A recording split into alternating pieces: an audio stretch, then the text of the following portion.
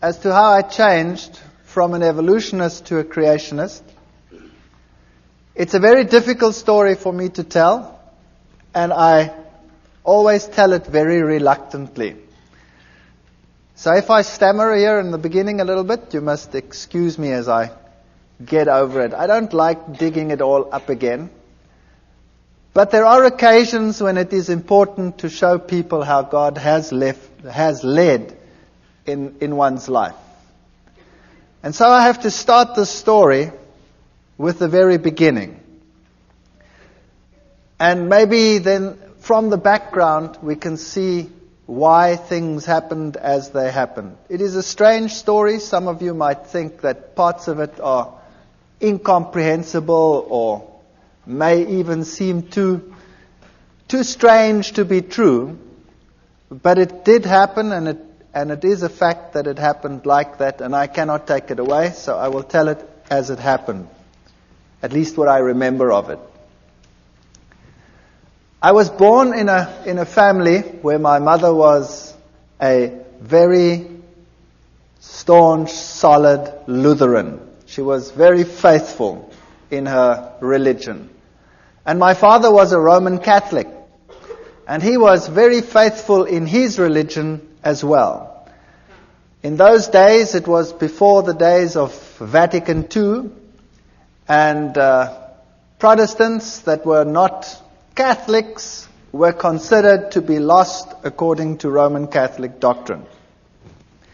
But in marriages between Protestants and Catholics, it was essential that the Catholic counterpart in that marriage was to promise that the children would be raised Catholic. And my mother accepted that, and she knew that I would be raised Catholic, and I was raised Catholic. And there was never any argument about religion in our house. My father and my mother respected each other. My father had a couple of problems with the church at one stage because of this marriage, but they overcame them, and then no problem concerning religion ever cropped up in our house. And when I was still quite young, I was about 8 or 7 years old, my mother became ill, and she was diagnosed as having cancer.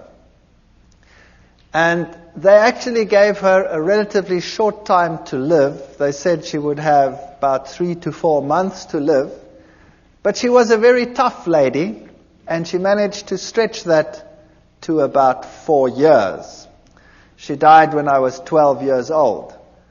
But those 4 years were very, very miserable years. She really suffered more than anybody else that I have personally been in contact with. She lost one part of her body after the other.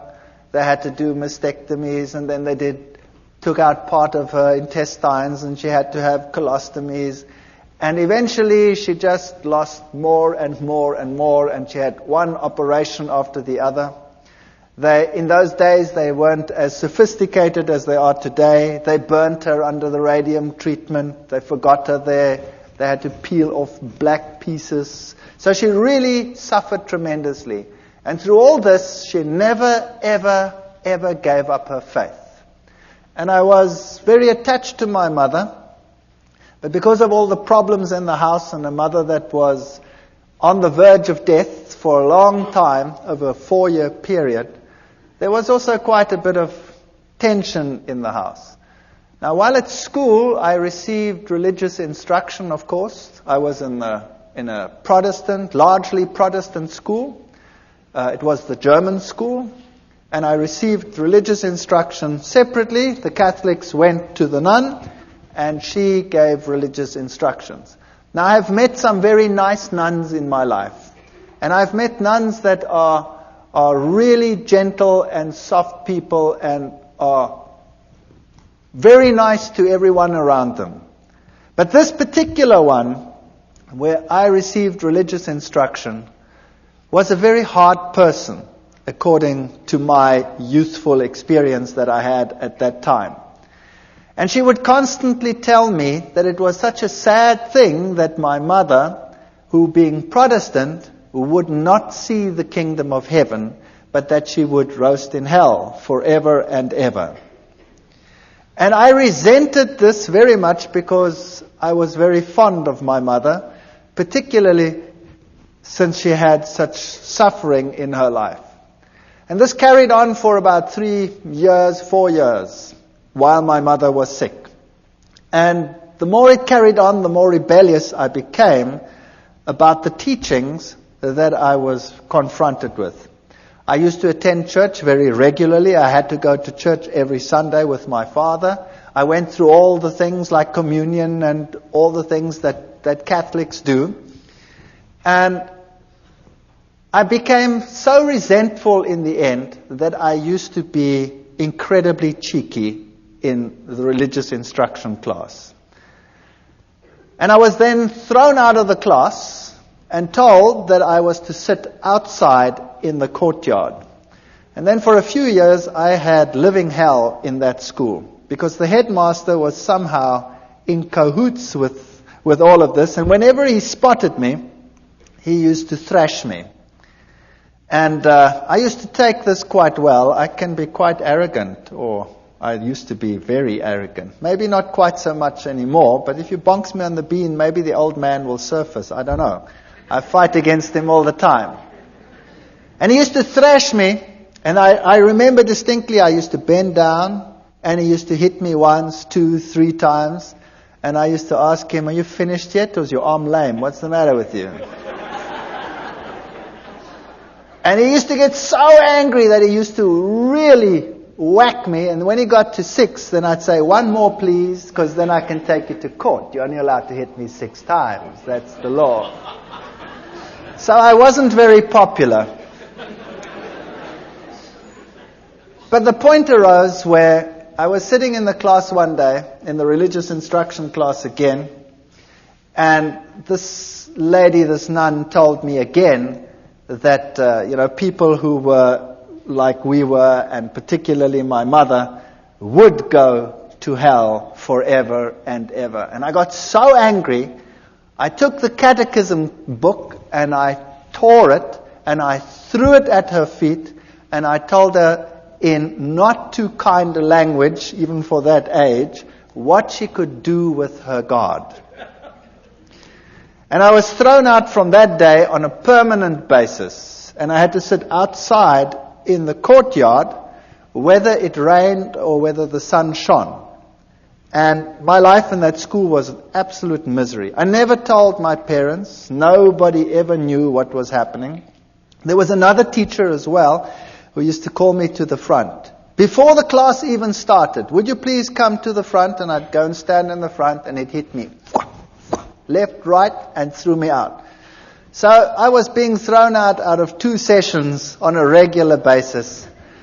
And I became an impossible child. I used to sit up in the trees when they come and look for me, the teachers, and I'd have these pine cones, and I used to throw them. Oh boy, those were the days. In any case, my mother finally didn't make it when I was 12 years old, and she died. And then from that time onwards, my home life totally disintegrated. My father married another lady who was a typical stepmother, sort of a fairy tale stepmother. She wouldn't have me around at all, and I was probably impossible, I will admit that. So I was carted off to hostels, and I wasn't allowed to then attend school either anymore. I was supposed to leave school and go into a trade. And that's when I woke up and I decided, no ways, and I don't want to do this. So I managed to persuade some relatives, and I went to another school. And I went through my school life, and I did all right, not too hot, but not too bad either. And then I went to the military, and then finally to the university. But from the age of 12, I never trusted or believed in God at all anymore. As far as I was concerned, if he did exist, he was a dragon, and I wanted nothing to do with him. And when I came to university, there I studied science and I studied zoology, and I thought this was the greatest thing since sliced bread. And there I found out about the whole evolution theory, and I was at a university that was the bastion of evolution. Evolution was dished up for all meals. Every class had an evolutionary basis.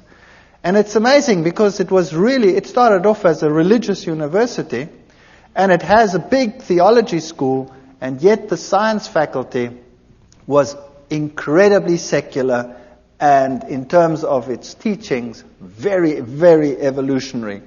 They had some very important names in the listings of their professors, Robert Broom and people like that who had worked with the Taung skull, the human so-called ancestor, and our museums were full of these people, and I really got into the evolution theory, and I thought this was the answer to all the problems.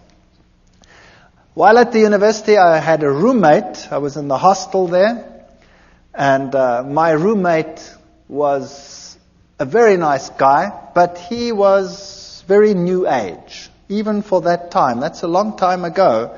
So the word new age wasn't even known at that time.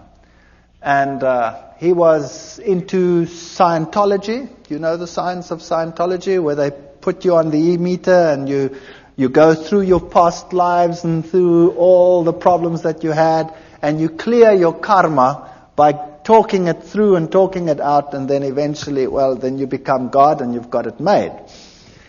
In any case, he became my best friend. And I had nowhere to go on weekends. I had nowhere to go during the holidays. I always had to work, put myself through university, because my stepmother had convinced my father that he mustn't pay anything, so I put myself through.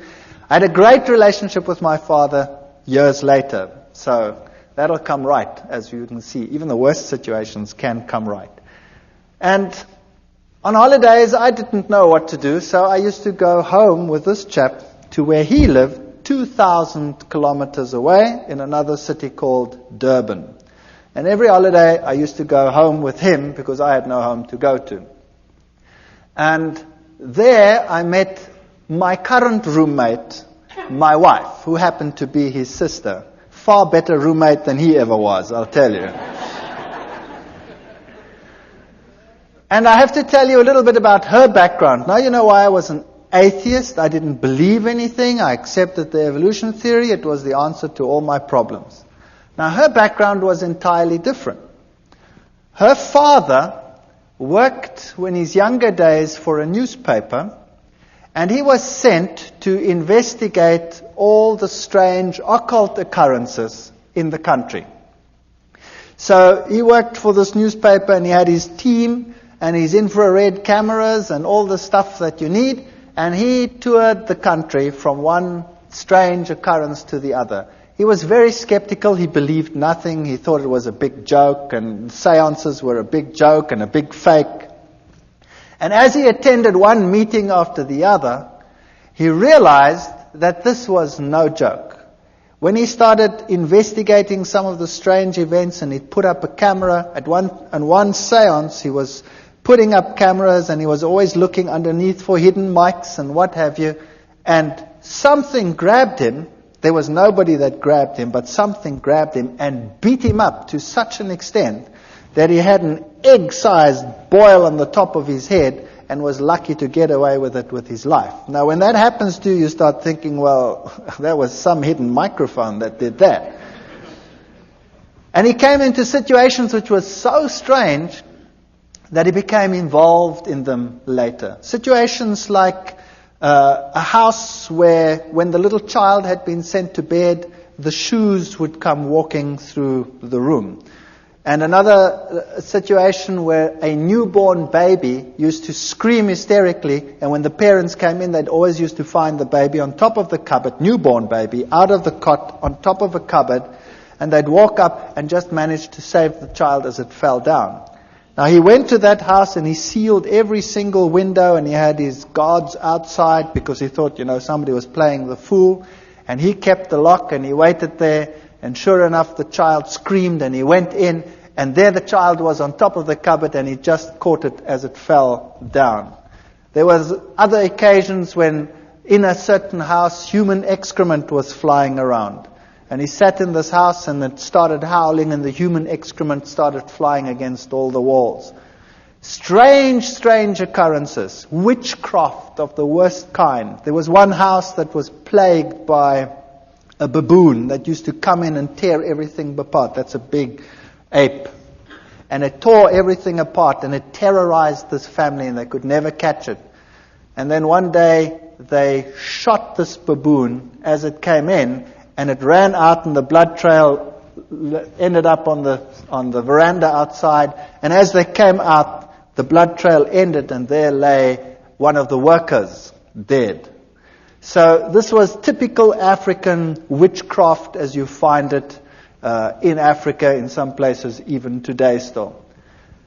And this convinced him that there definitely was something going on, and he got into seances more deeply, and then he started learning that there were higher mediums and lower mediums, the riff-raff mediums for the lower people, the higher mediums who communicated with the better spirits. And this is how he became involved in this type of thing, and then eventually he moved into the New Age sort of movement and became very high up in this sort of agenda. He wrote books on it, and he was very well received in those circles. Later in life, my wife's parents got divorced, and he married a person, a lady, who was also very, very high up in the New Age movement. In fact, she is one of the instructors in the Course of Miracles. She teaches people how to become Christs and to perform miracles. Incredibly evil situations sometimes in that house, and the occurrences that happened in my wife's house as a child were very strange indeed. They would have one chair where there was always someone sitting breathing heavily. And they had a cane that used to go walking and a rattling and sort of things like that. She grew up with this situation. To her it was nothing. She was used to it. Now to me it was very strange, and I was an atheist. I didn't believe anything. I tried to rationalize it in a scientific sense. And then when my wife and I got married, we moved to the city where I was in the university. And for years there was no real problem. And then my wife, we had the first child, the second child, and then the youngest child my wife was expecting when my father-in-law came to visit. And he moved into an outside flat that we had, an apartment, and there he stayed with us. Now thinking back, I know that this is where it all started.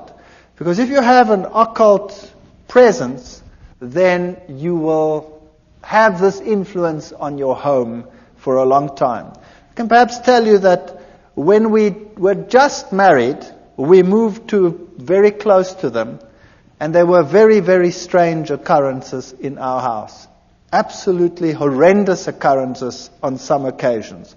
Our dishes would fly through the rooms and smash against the walls and things like that. Or you'd park the car and the car would rock and fall over against the side of the garage.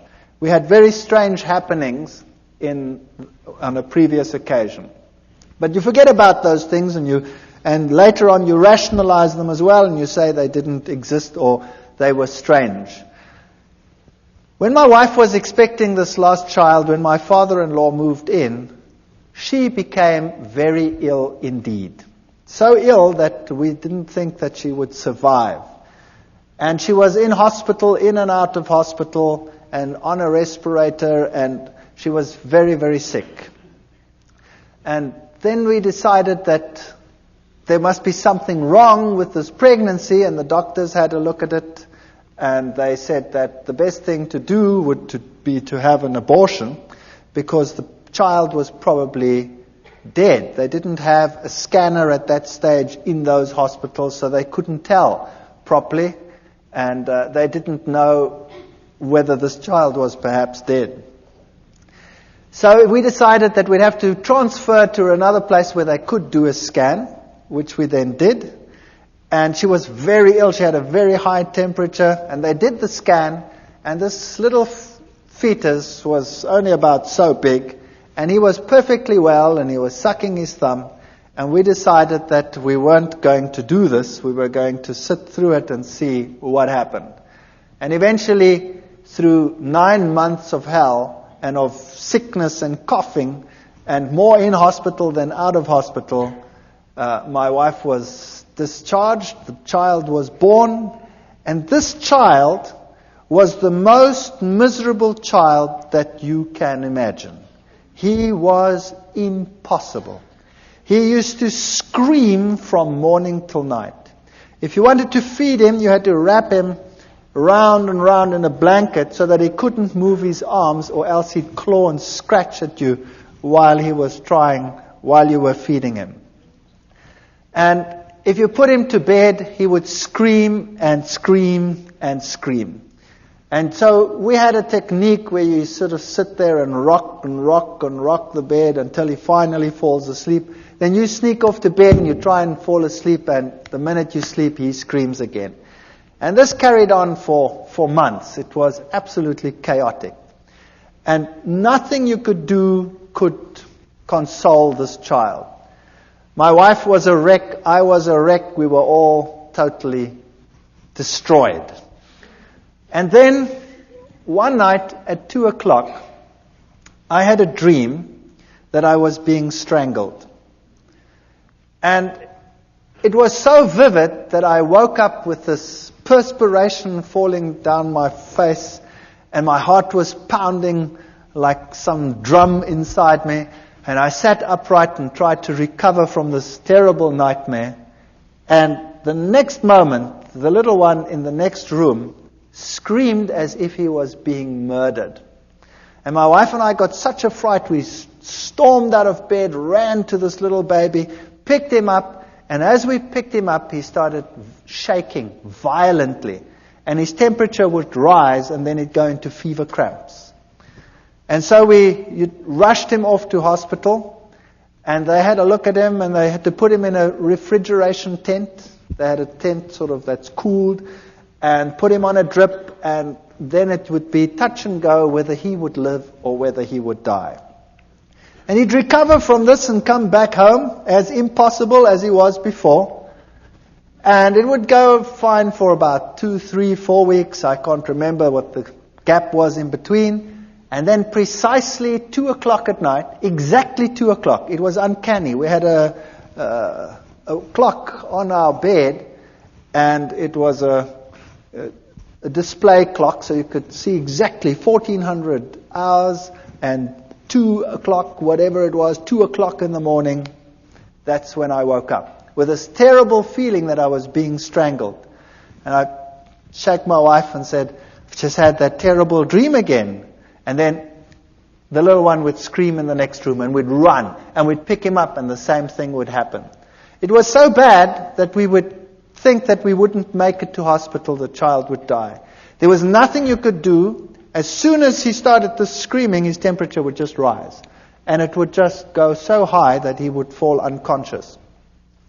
Eventually they got to know us so well that the hospital had this place prepared for him whenever it was necessary. They didn't know what was the matter with him. They could never find out. On one occasion, the doctor said they have to do a lumbar puncture because there must be something wrong with his cerebrospinal fluid. Maybe he has some brain infection that is causing this. And I remember taking him to this hospital, and he was just a baby. And afterwards, he screamed so that my wife became quite hysterical. When the doctors came out, they said, "This is incredible." There were 4 adults that had to hold this child down He was less than a year old, and 4 adults had to hold him down because he was plucking them around. So this little chap was, if anything, definitely very much possessed. And you can rationalize it if it happens once, and you can rationalize it if it happens twice. But if it keeps on happening for weeks and months on end, that at precisely 2 o'clock you have an experience in one room, and then immediately thereafter there's a scream in another room, then the law of statistics tells you that no matter how atheistic you are and no matter how scientific you try and be about this issue, the two incidences are connected. And I was sitting in the hospital one day. My wife and I took turns to be with the little one, and he was in a very bad state. And it had happened for the umpteenth time. And there I was in the hospital, and I was marking papers. I remember it as if it were yesterday. I was marking. And all of a sudden, in this refrigeration tent, this child started shaking. And he started getting one of these attacks and fits in his bed. So I went and ran and called the nurse, and I picked him up, and he shook so that he tore the drips out. Now, this child had been on so many drips that they couldn't find the veins anymore on his arms or on his legs, so they had to put it into the veins here on the head. And he shook so that they tore out. Now I've got this child in his fit, and I've got this child with his thing torn out, and he tore the vein completely, so the blood was running down his face. And it was such a horrible sight that I went crazy. I couldn't handle this. And eventually he calmed down, and they put him back in the tent, and they got the drip back in, and he managed to survive the night. But that night I sat there and I said to myself, what can I do? There is no medical help. Nothing can help us. And the two incidences must be connected. Where do I find help for this situation? And they tell me, once a Catholic, always a Catholic. And as I was sitting there that night in that hospital, mulling over these things, the images of the Catholic Church and its power over demons, and the film The Exorcist was just in circuit. And I thought to myself, perhaps I can go back to my old church and ask them to help me. So I made a resolution that I would do that because I had no other way out. And the next day I went to the Catholic Church, and the Catholic priest was sitting in his room, and I remember this as well too. He had the glass there, and there was a brandy bottle there, and he wasn't too sober. And I went up to him and I said to him, I'm a Roman Catholic, but I don't come to church, and I have a problem. And he said, well, what is your problem? He was very nice. And I said to him, well, I'm an atheist and I'm a scientist. I don't want to talk about this thing like that. And I sort of ummed and ahed, and I said, well, I have a problem at home. He says, well, what kind of problem? I said, well, it's a problem concerning strange happenings in my home. And he says, oh, no. I want nothing to do with that. And he said, it's not my field. Give me your name. Give me your telephone number. We'll come back to you. So I gave him my name and my telephone number. All I'd said was, I have strange happenings in my home. That's it. And I went home and I thought, well, that was a lot of help. Thank you very much. And I wasn't home very long when I got a call from another priest. And this one sounded very sophisticated. And he told me whether I would like to meet him at a monastery nearby. So I went to the monastery, and there was this old man. And he was so impressive. He really made such a powerful impression upon me. He told me to sit down. And then he started to tell me what the problem in my home was. And my mouth fell open. If there was a fly, it would have gone straight in. He told me there was a problem in my house, that Satan was trying to kill my son. and that we were being terrorized. And I said to him, that's impossible. How do you know that? I never said anything to anyone. He says, never mind how I know. I also know, he said, that the problem in your home is so severe that it will take the highest levels of action in order to get rid of it. And we will also have to say a mass in your house. And then he said to me, it is illegal for me just to say a mass in any house. To say a mass in a private house, I need to have permission from the bishop. And I already have it. Here it is. And there was the signed permission from the bishop to say a mass in my house. He knew beforehand what was going to happen. He knew beforehand that he needed the permission. And everything was arranged before I even told them what the problem was. Now that blew me out of the water. Then I said to him, fair enough, then you can come to my house and you can do whatever you have to do. But I have a problem in that I was am an atheist. And I haven't been to the church. And now you're going to say mass and all these things in my house. And I've been a bad boy all these years. And he said, but surely you won't be an atheist anymore. And I said, what about my wife? She's not even Catholic. She's Dutch Reformed. He says, no problem. So he came and he spoke to my wife, and my wife was as impressed as I was. Very impressed. And he said, take me through the house. And we went through the house, and when we got into the little one's room, all of a sudden, he started falling around. And he couldn't stand anymore, this old man. And I stood there behind him, and I was sort of doing this behind him, like they do on the stage in some of these ministries where the guys fall out and they don't know which way they're going to fall. Well, it happened there as well. And here he was, shaking and perspiring and really being battered. And eventually it calmed down, and we went to the other rooms, and then we came into our bedroom, and he was thrown around again, but not as bad as in the little one's room. And then he said to me, the little one's room is the worst place in your house. Now we have to exorcise your entire house. Bring me some water. We brought him some water. And then he took out special salt, which he said was very special exorcism holy salt. And he made the sign of the cross with the salt in the water. And then he also told me that he had a special ring with him which had the relics of a particular saint that was potent in terms of exorcising.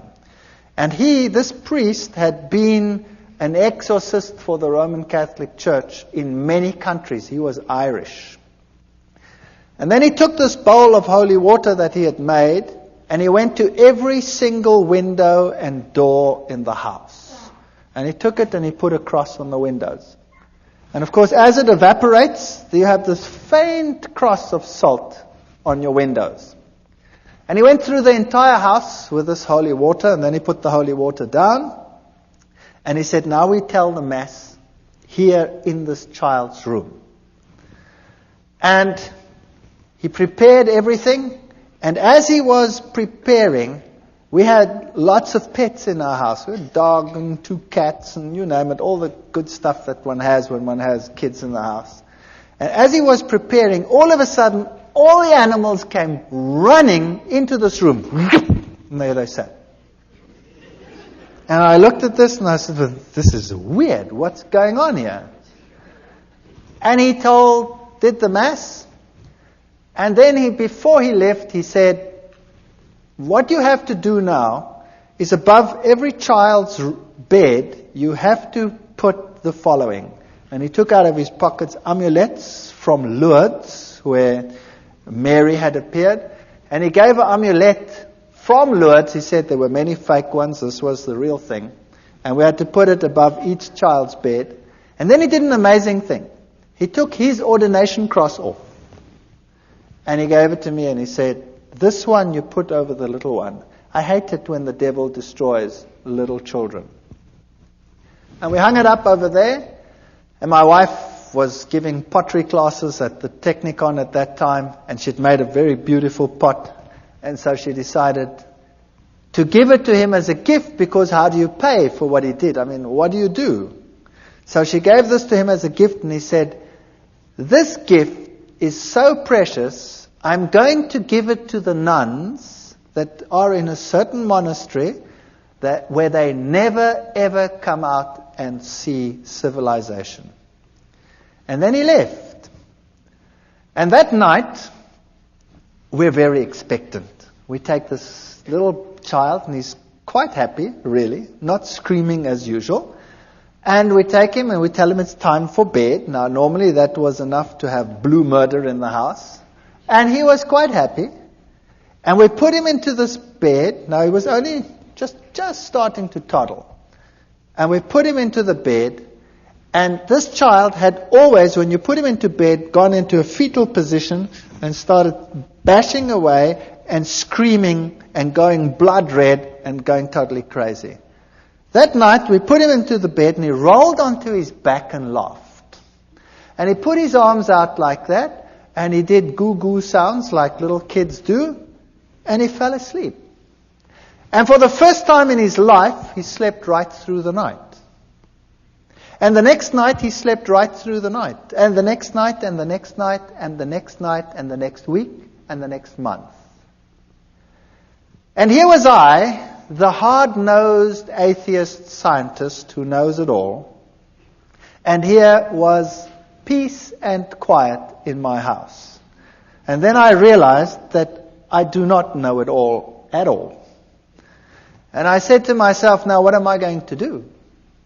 Here is a major problem in my house, and the church solves the problem. Now, am I going to ignore it? Or am I going to say, there is a God, and I have a responsibility towards this God? And I wrestled with this for a number of months. I really wrestled with it. And my wife wrestled with it. And then I said, well, I have no choice. I have to go back to the church. Fortunately, my oldest son was at the point where he has to go to communion classes, so that gave me an alibi to go to church. So I went to church, and one or two students, it's a small university town, still say, what are you doing here? I said, well, my son has to go to communion, you see. And I started going to church, and I became quite involved in the church again. Every Sunday, faithfully, everybody went to church. And my wife started saying that this is the way to go. She also wants to go to church, but she didn't get herself quite that far yet. And because there was such peace and harmony in the house, we became more relaxed. And one day I was sitting there and I thought to myself, this house needs a change. And typical German, I said to my wife, if we did this and that and the other, then, we could do something with this house. And I climbed into the roof and looked what was a bearing wall and what was not a bearing wall. And then I just took a sledgehammer and smashed out everything that irritated me. And we decided to restructure the whole house, which we did. I managed to accumulate some money, and I wasn't in great problems. And then we redid our entire house. And during the process, I had to go and see a man for the kitchen. I wasn't really involved in the church yet. I'm sort of in the stage of, I don't really know, but. And the man who did the kitchen came and said to me, by the way, I walk with the Lord. And I still remember distinctly thinking, oh brother, another one who walks with the Lord. And I said to him, okay, that's fair enough. You walk with the Lord. I was very cheeky. You walk with the Lord, but I just want a kitchen. Is that okay? And he said, yeah, okay, that's okay. But can I give you this? And he gave me a pamphlet.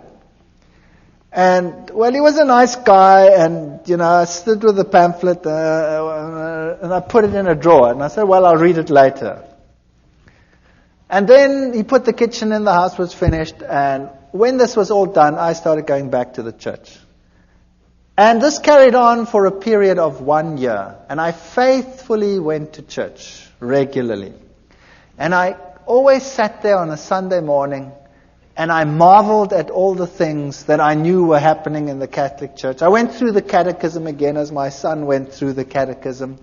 And I wondered at the same ritual happening every time. You know, the host going up, the change from bread to divinity, the little box with the red light where God was. And I started puzzling as to why God wanted the same things over and over again. And why He was satisfied with the same ritual over and over again. But I was convinced this was the truth. I was convinced Catholicism was God's representative on this earth because it had solved the problem in my home. But I wanted to get to know this God. And I wanted to know what it's like to have a relationship with this God. And I looked at the charismatic movement where they had the slaying in the Spirit, and I thought to myself, isn't that perhaps the experience that one must have in order to know that this God really exists? Because I don't really feel Him. I don't know where He is. But on the other hand, I'd always been so skeptical of this, and I'd always said to myself, these people with their religious crutch. And then one day, I was sitting in class, and I was giving a lecture to a first-year group of students. I'd spoken to the priest, by the way, about evolution, and the Catholic Church said to me, of course there's evolution, there's no problem with that. So I had no problems with that either. I could carry on with my evolution and now believe in God. It was quite a nice arrangement. And I was in a first-year class, and I was giving a lecture with a very heavy evolutionary base. And a young girl got up in a first-year class. Now that takes courage. 300 first-year students, and a young girl gets up in my class. And she says, excuse me. And I say, yes, what's your problem? And she says, what you are saying is against my beliefs. What you are saying is a lie. I believe that God created the heavens and the earth. He is the creator of the universe. Well, I nearly exploded. I destroyed her. I ridiculed her. I finished her off. She sat down and she cried in my class. And I thought, well, job well done. And then the class was over and all the students were very impressed at all the eloquence I'd put onto the board and proved to them what a ridiculous idea this was that this young girl had postulated. And I went back and sat in my office, and then there was a question earlier about conscience. Do you remember it? Well, this little voice here wouldn't let me go and kept on telling me what a mean son of a gun I was. And how could I, in front of everyone, attack and humiliate this young girl to such an extent? And I felt really bad about myself. My conscience wouldn't let me go. And I didn't know how to handle this.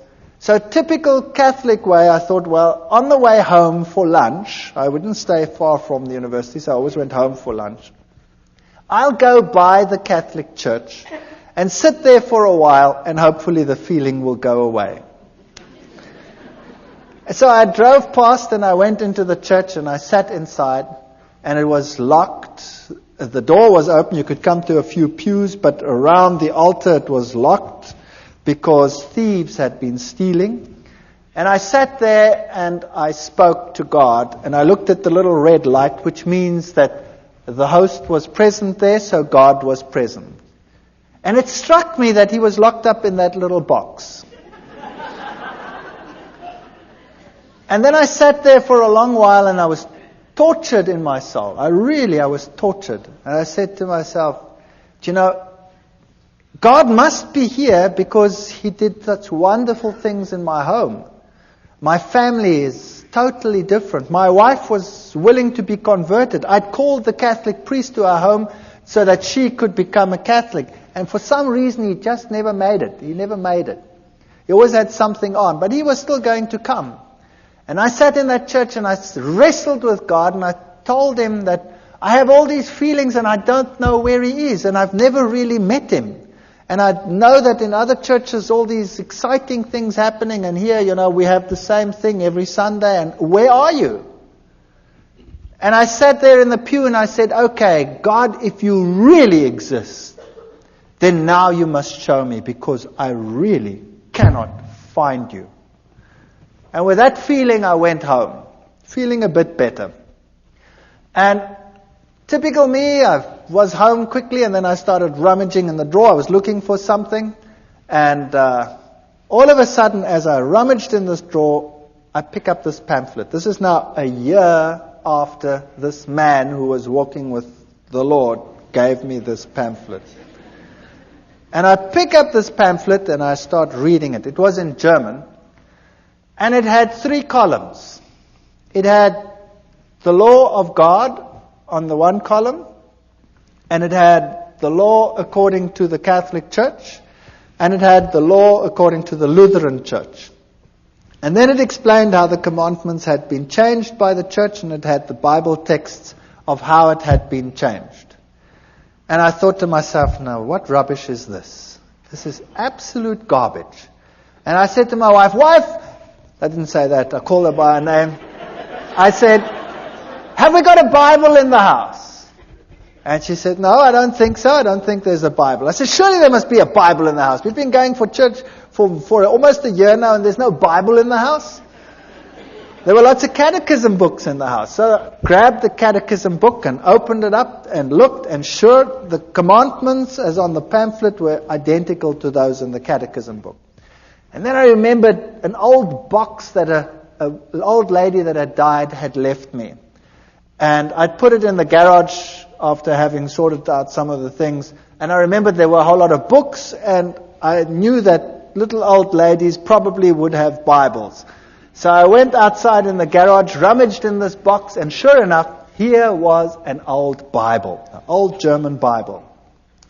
So I went inside and opened it up, and there it was. The 10 Commandments were totally different to what they were in the catechism book. And this puzzled me. So after 1 year, I phoned this cabinet maker, and I said to him, remember me a year ago, you put a kitchen in for me? He says, you know what? I've been trying to phone you all day. I had this feeling I must phone you, but I don't know why. What's the matter? I said, will you please come round? You left me a pamphlet and I want to talk to you about it. After 1 year. And he came round, and he was a nice guy. And we started talking.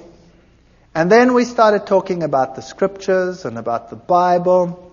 And we started talking about the book of Daniel and the prophecies pertaining to Daniel chapter 7. And I went through it with him, and we wrote, and we worked till about 3 o'clock in the morning. And he came the next day and the next day. And in 3 days, we'd gone through Daniel and Revelation, all the historic facts and all these things, and I wouldn't believe a word of it. And then I decided that the only way we're going to resolve this is if I check whether every one of those facts is really so. Whether those kingdoms and those kings and all these things are really so. So I went back to the university, to the history department, the theology department. I got everything that I could lay my hands on, and I checked and verified, and it was really so. And then I started finding out that the little horn of Daniel chapter 7, if you take it as the Bible says, can be none other than the Roman Catholic Church. What a shock that was to my system. Then I got the Protestant view of the little horn being Antiochus Epiphanes IV, and I went through all of that and found out, but it can't be him because none of the criteria fit. And also how the scripture had been changed on some of these points. But to be fair, I invited the Roman Catholic priest to my home. And I said, would you please come to my home? I have to talk to you on an issue. And he came. And my wife was there and I was there. And I took the Bible and I took the chapters in Daniel and I went through with it in detail, and I showed him the change of the commandments and all these things. And then he said to me, I can't talk to you on this issue because I'm not into scripture at all. And I was stunned. Here was a priest and he was not into scripture. He says, we have some specialists who are into scripture. But it doesn't make any sense to me, he says. And then he left. And then I had the ministers of other churches, and we argued right sometimes till the late hours of the night as to what the little horn was. And every time they come back to Antiochus Epiphanes, I'd show them, but it can't be because he comes after Rome, etc. It can't be in Greek times. And eventually they would all leave as well and say it can't be any other way. So I was confronted with this tremendous dilemma. And then the worst thing of all was, we started talking about the Sabbath, this other man and I. And we went through the whole Sabbath thing, and then I said to him, but this is ridiculous. How can you keep a commandment which you keep because the Lord created in 6 days, the heavens, the earth, the sea, and all that in them is? That's ludicrous. Everything came into existence through evolution. And he said, no. It came into existence through creation. God created it. And the little girl pops up into my mind. And I said to him, but that's rubbish. He says, I'll prove it to you. I said, you try. And he tried. The next day he was at my house with a pile of books like this. All on creationism. And he gave them to me. And I remember going through those books. I was sitting in my office. I used to give my class and run back. And I went through those books very quickly. And I gave them back to him in a very short time period and said, there are your books. And he says, what do you think? I said, I've never read so much garbage in all my life. So he said, don't you worry. And he brought me another pile like that. And I went through that lot, and it was so confusing and so full of garbage. So I gave it back to him. And I said, it's so unscientific. I cannot accept this. So we argued about God being a creator or not a creator, and I would kill him with science. I had all the terminology. I was a lecturer. I was an evolutionist. I knew what to tell these people. I've been trained to wipe out people who oppose, the scientist on any of these fields. And he got so frustrated with me. And then one day he was so frustrated, he says, you know what? I said, what? He says, I haven't got a problem with evolution creation. You have a problem. You solve it.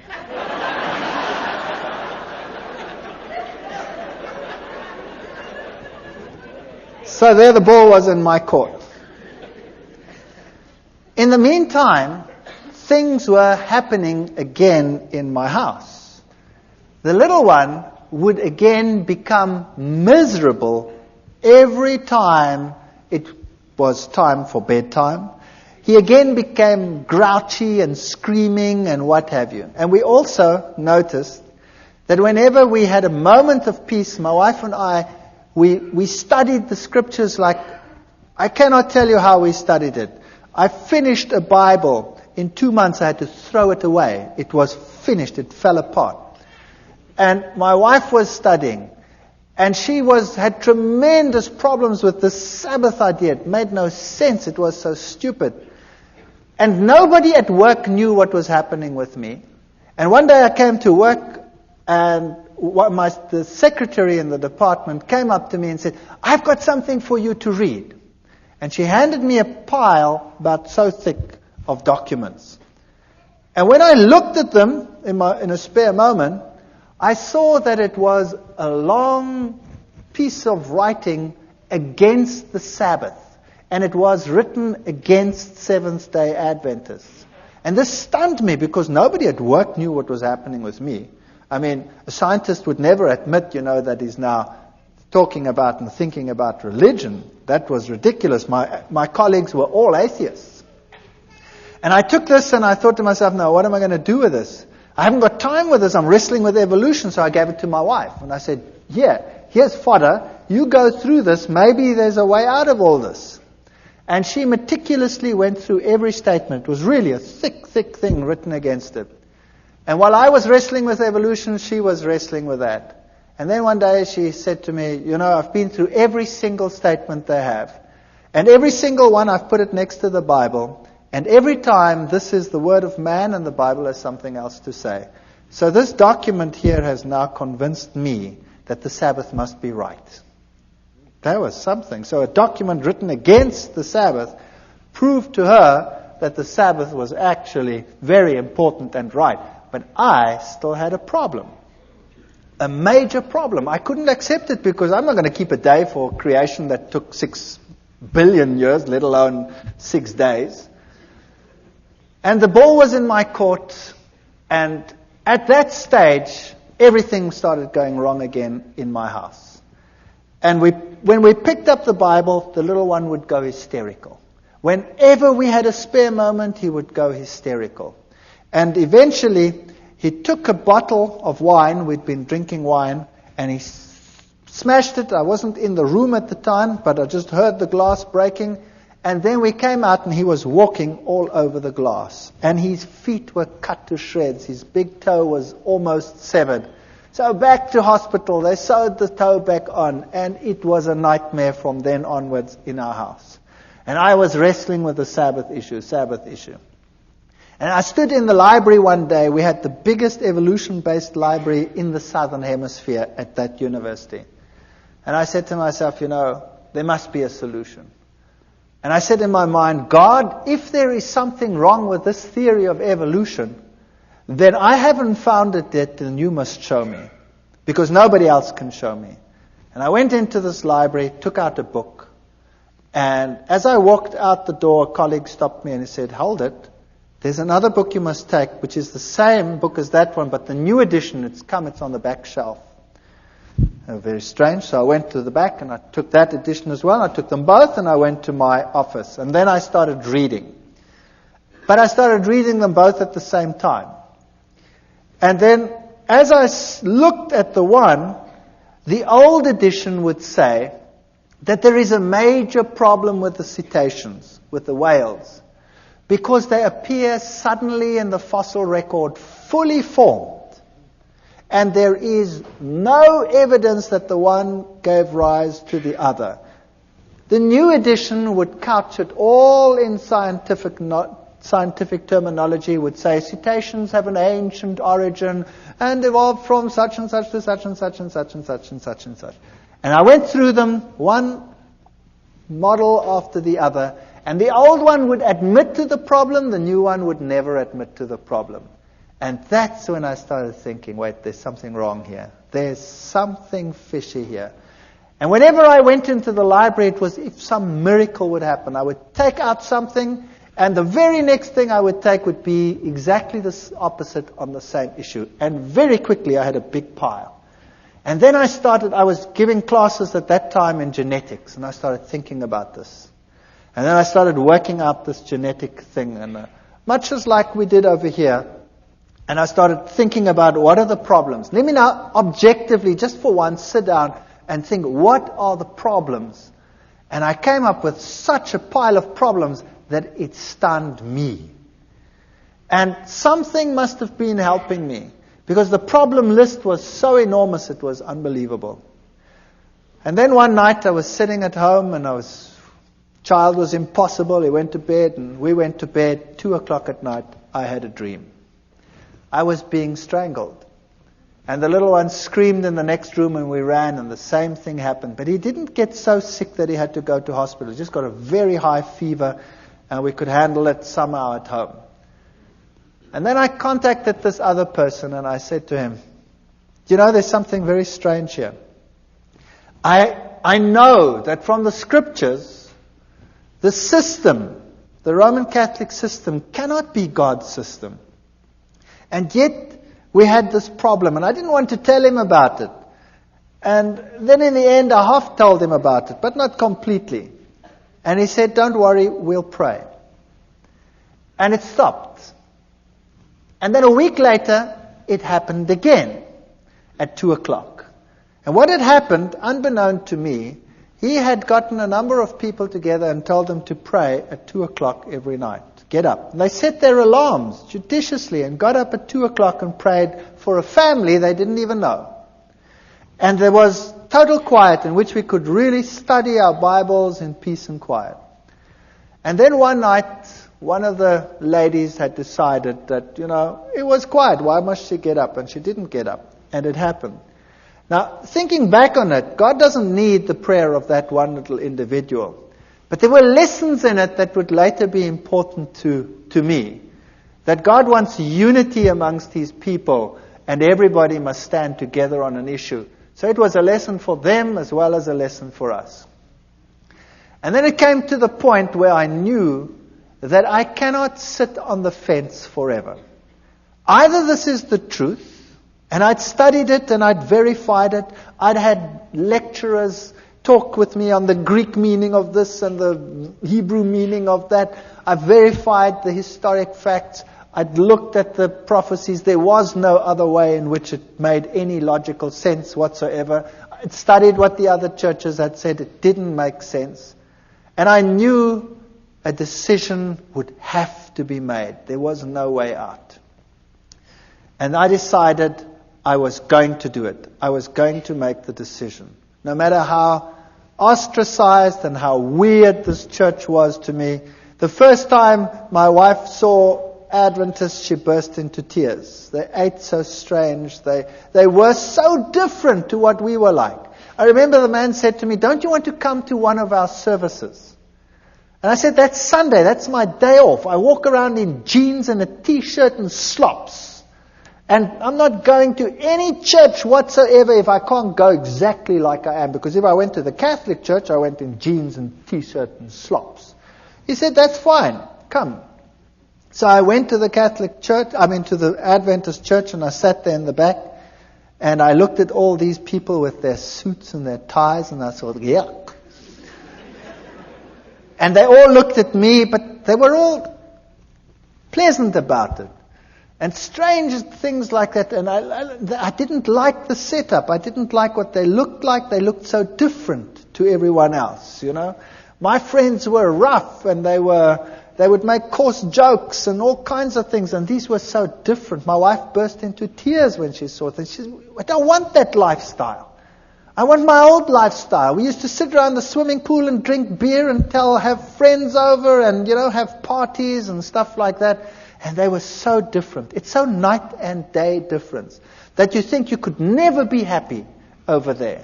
She cried and cried and cried, but knew somehow she'd have to go back in any case. And then one day I decided that I couldn't take it anymore at work with all this evolution teaching. And another strange thing happened. I was asked by the then head of the department to lead an evolution discussion group with the postgraduate students about 2 weeks later. Everybody gets a turn, but mine wasn't for months. Something happened and mine was moved forward. Now I sat with a major problem. Do I go into that with my mouth full of teeth, pretending to be what I am not? Or do I stand up and for what I now believed? And I was really so chicken. It's unbelievable. I was so scared of this event. To lose face amongst your colleagues when you've been such a bee's knees all these years is really a painful experience. And I decided after much wrestling and soul searching that I would do it. My new friends, who had become less weird in my eyes over time, would pray for me while I did this. And I went into that lecture hall, and the whole staff was sitting there. This was a postgrad affair, so the whole staff is there and all the postgraduate students. And I start the ball rolling with a lecture normally, and then you start this evolutionary discussion group. And I started the lecture, and then I switched to the genes, and I highlighted every single problem. And I went through the whole gene system as far as I'd sorted it out at that stage. And I said at the end, therefore, evolution is not possible. Well, first you could hear a pin drop, and then all hell broke loose.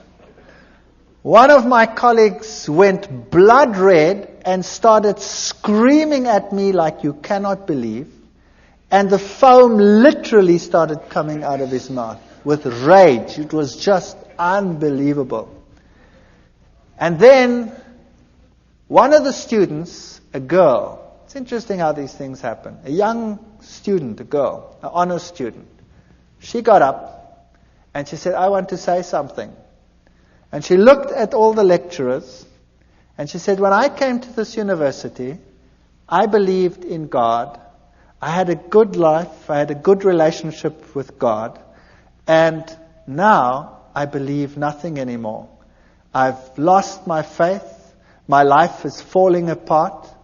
And you have robbed me of my faith. And now Dr. Veith is giving this lecture and showed me now that you had been misleading me. Can you imagine what happened in that department? That was the end. My life was not worth 1 cent in terms of my scientific credibility. I was finished. When I walked down the passage, my colleagues would turn around and walk the other way.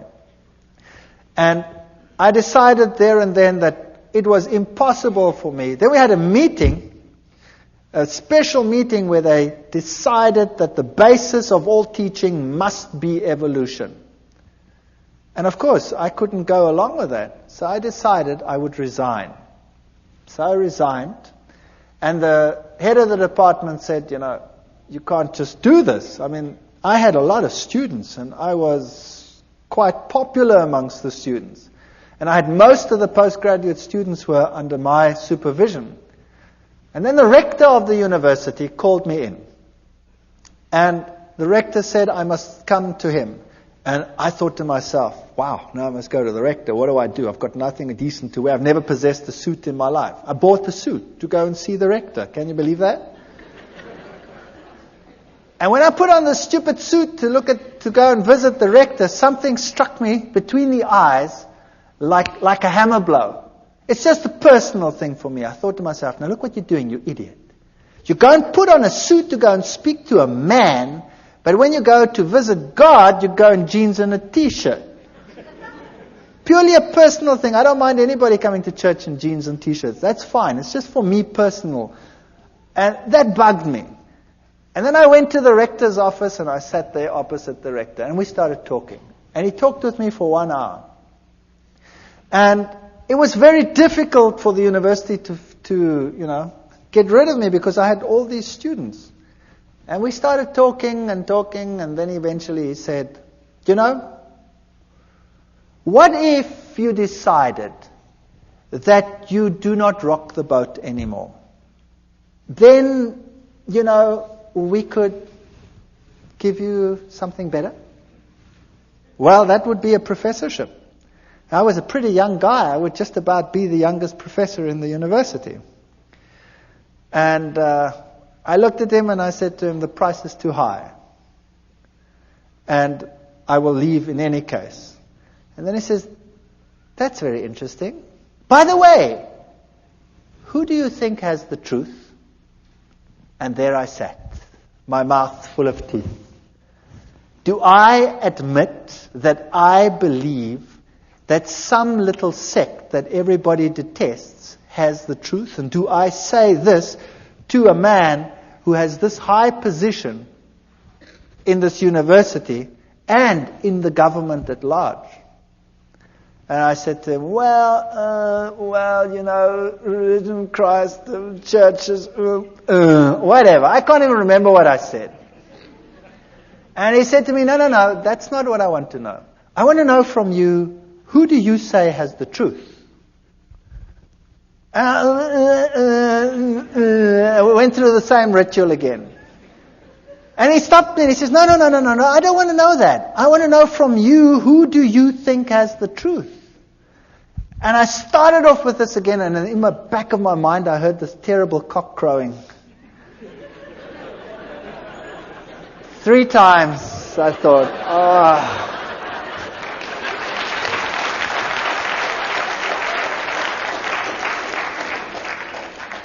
And I said to him, I think it's the Seventh-day Adventist church that is preaching the truth. And I thought, now that's it, I'm a dead man. And he said nothing, not a word. He just said, thank you very much. Congratulations on your choice, and I hope things go well with you. And that's it. And I've resigned from the university. And I put my house on the market, and the very first guy that walked into my house said, "Wow, what a house," and he bought it. The very first guy. And there I had this money, and I knew now my scientific credibility in the world was over. University was a career that I'd given up for my faith, and God would take care of me from now on, and things are going to be just honky-dory. I'm going to now take this money, and we're going to do something great with it. We're going to start a little farm somewhere, and we're going to get people to come, and we're going to witness, and we're going to do great things with all this money. And I got some guys together, and we started this thing. And then we planted wheat, and the wheat grew like crazy. And it stood so high that the farmers in the entire district came and said, "You guys, you were at university, you know something special." And I said, "Well, we're doing exactly the same thing you're doing," but I think to myself, it's because we're walking with God now. That's why our grain is so much higher than yours. If you would do the same thing, then your grain would also be better. You see, once a Christian, boy, everything will go just great. And I was quite happy to be out of the university, and we moved out to this place, and we started this whole thing going. And then our money was all invested in the land, and we invested lots more money on loans and things for whatever is necessary to put in the wheat crops and all this sort of thing. And then a flock of birds arrived, such as you have never seen in your entire life. And they ignored all the farms with the little wheats on them, but they sat on mine and made it home. And they were just stubbles. And then, you name it, it went wrong. Sanctions came in against South Africa at that time. The economy was totally destroyed. Interest rates that had been at 3 and 4% shot up to 28, 30, 36% in some cases. And loans that were nothing to repay became a total nightmare. And the only means of making money was taken away, and we were totally destroyed. Everything I ever possessed was gone with the wave of a wand. It just ran through my fingers. And all the crutches that I'd been leaning on were gone. And the birds ate my fields. And I said to God, "How can you do this to me? How can you destroy me? How can you allow this to happen? And I have no means of supporting myself. I have nothing. My scientific credibility is zero. I can never go back to my previous job. I'm finished." And it got worse. And it got worse. And eventually we had nothing left. No food, no nothing. And my wife and I and the children, we sat down and we talked about it, and we decided, if this was the truth, and I don't believe that all the things that had happened were from the other side. You see, when I made my decision, that child of mine had changed. He became a totally different child. Whereas before, he wasn't sick, but he had a dark, somber look in his face. He changed to such an extent that he became the sweetest, nicest child in our entire home. He became a pleasure to live with. And I knew that what had happened before was a ruse. I know the Bible says Beelzebub wouldn't drive out Beelzebub. But what had happened in my house is that he wasn't driven out by Beelzebub. When the Catholic Church had come and done its thing, Satan had told his demons, "Stand back." And when you stand back and allow the child to lie back and relax, they will be ensnared twice as much as they were before. And it happened. But after we made our decision, this child was completely cured. He is the most spiritual of all my children. And he is so different that I knew that had to be from God. It was a totally different ballgame. The other interesting thing that happened was That same Catholic priest, after all this time, more than a year, out of the blue, while I was wrestling with this decision, phoned me. And I picked up the phone and I said, "Hi." And he says, "I'm Father so-and-so." And I said, "Yes, that's strange. Why are you calling me?" And he said to me, "You know your father who's dead? Your father is having terrific problems out there in purgatory." It's true. He said that. And I said to him, "But how do you know?" Having done the study on the state of the dead and all these things and knowing what happened, I said to him, "How do you know?" He says, "The nuns that never see the world, they have been told by the other side that your father is in trouble and he is in trouble because of you. And you had better get back to the church quickly. And you had better start praying and having masses said so that this problem will go away." And I said, "Thank you very much for the information," and put the phone down and remember thinking, "You're too late, devil. You are too late." That man was a nice man, and he is deceived, I know. And the Lord will hopefully lead him to a better life and a better understanding one day. But here I was on this farm with no money, no means, no nothing, destroyed career, no chance of getting back, ostracized, laughing stock of the academic world, and no money. And we knelt down and we claimed every promise in the Bible and said, "Lord, you have promised you will take care of all our needs. You have promised that the children of a righteous man will never be seen begging in the street. There is no way out of the dilemma that we have. There is no money, there's no food, there's nothing. But we believe your promises." And we wrote a letter and we put it down in writing, all the promises, and said, "You cannot lie. Therefore, these promises must be for us. And if our life out here is destroyed and our farm is destroyed, then so be it. There must be something else that you have in mind." And then we went to bed. And the next morning at 8 o'clock, the phone rang, and a professor from another university phoned me and said one of his colleagues has got a major problem and has to go away and has to take extended leave for a year. And they need someone to replace immediately, and the subject being taught is exactly the same field that I was in. And I said to him, "Well, what do you want me to do?" He says, "Well, you could come and give the classes." And I said to him, "But, what about, He says, "Never mind, as long as you stick with science, and who cares, it doesn't matter. You come and would you do that for us? We're in a jam and we need someone and we know that you're available." And I said, "Well, that would be great. Thank you very much. When do I start?" And he says, "Well, we'd have to get it through the committees and probably in 3 months' time." And I said, "Okay, thank you very much." Put the phone down and said, "Nice try, God, but in 3 months' time, I'm dead meat. I've got nothing to eat." And I was so depressed. And then about 20 minutes to half an hour later, the phone rings again. And it's the same man. And he says to me, "Something strange just happened." I said, "What happened?" He said, "I went to the rector's office to have him sign this thing so we can start the ball rolling. And the rector says, I have no time. I have no time for committees to call them together to get the process rolling. What is it you want?"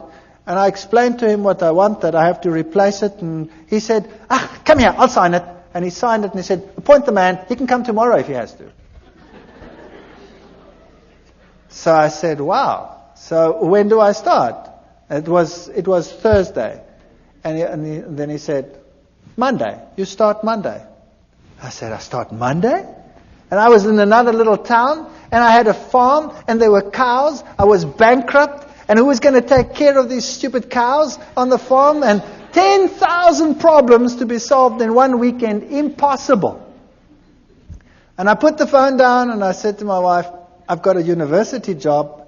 Only for a year probably, but it's okay. We've got something to go to. I start Monday, but who's going to take care of the rest?" So we prayed. And we said, Lord, you have one solution. Surely you, knowing everything, must have the other solutions. And we had hardly finished when there was a knock on the door and a young couple arrived. And this young couple said that they were farmers in another country to the north of South Africa. And they were Seventh-day Adventists. And they had been working for another farmer, and he had told them if they are not prepared to work on the Sabbath, they must go, and it kicked them off the farm. So he had lost his job because he kept the Sabbath. And he said to me, I've got nowhere to live, I've got nowhere to stay. I said, would you like to live on this farm? And he said, sure. And I said, I can't pay you anything. He says, that's okay. You don't have to pay me anything. Can I live here? I said, sure, you can live here. And whatever you sell from the milk, you can keep that for yourself. And I thought I would pay the interest of all the loans that I have with my salary. And it was solved within 24 hours. There was a man on the farm who wanted to live there for nothing and take care of the farm and live off the proceeds. And I had a job at the university. And I went to this university and I started teaching. And for the first few weeks, of course, I had no salary, no money. Also, another miracle within that same period, I got a house in the middle of a month. And I didn't have to pay till the end of the month. My kids went to school and they got clothing, school clothes. They wear uniforms in my country. All the clothes, all the sizes. We'll put it on the bill at the end of the month. But I had not 1 cent to even buy a little bit of food to carry on. And then I got into the car. And I don't tell people that I'm in financial trouble. I got into the car and I was driving around, and we've been driving. The last bit of gas was just about going. And my daughter says, what's this here? And she picks up 150 rand. That then was the equivalent of about $150 in the back. She says, it's lying on the floor. And the next week there were another 150. I don't know how it got into the car, but it kept us going until my first salary check arrived. Now I can tell you, this is the real truth. There were times when we had very hard times, when we had virtually no money. All my money went into interest payments. And there were times when we really ran out and had no food whatsoever. And I remember one day sitting around a table with no food, praying to the Lord and thanking Him for what we were about to receive. And this is the truth. When there was a ring on the door and we went outside and there was no one, but there was a basket full of food on the floor. And this is a fact. I want to tell you something, that if you know the living God, your road might not be a rose garden. You might not have the best of everything you need, but your water and your bread will be sure, and He will take care of you. While I was at that university, I was only teaching for 3 months when riots broke out within the university. There was such chaos in my country. There were riots everywhere. The rector ordered postponement of the exams. And then it didn't fit the timetable. Somehow it didn't fit. And one day I had to write earlier. And all my exams were on that day. And this head of department called me in then, and I said to him, what must I do now? I've finished here. I've done everything that I must do. And for 6 weeks there's nothing going on, just riots on this campus. No exams. I've got no exams coming. What must I do? He says, go away. Go to the moon for all I care. And come back in 6 weeks. And in the meantime, somebody had arranged for me to go away for 6 weeks to the United States and to other places to look at all the petrified forests and things in the world. And I'd said to him, forget it. It's impossible. I've just started a job. I can't go and tell the man I want to go away for 6 weeks. And there were the 6 weeks. And I could go on the study tour. You saw many of the slides here. I could tell you one story after the other. I could keep you busy all night. I want to tell you that the Lord intervened with such power in our lives. And as we went through life again, back at the university, they started respecting me for the science that I was doing.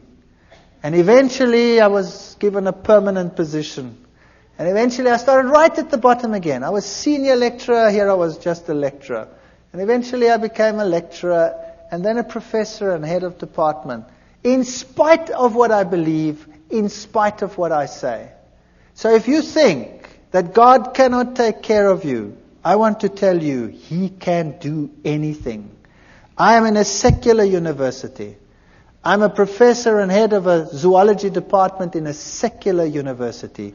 I teach and preach creationism, which is impossible in terms of human imagination. And in spite of it, I have that position.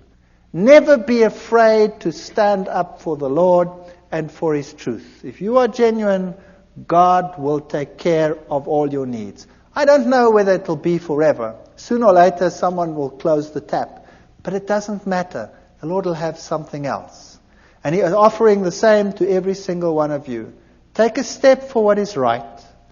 Do what is right. And the Lord will fulfill every one of His promises. Thank you.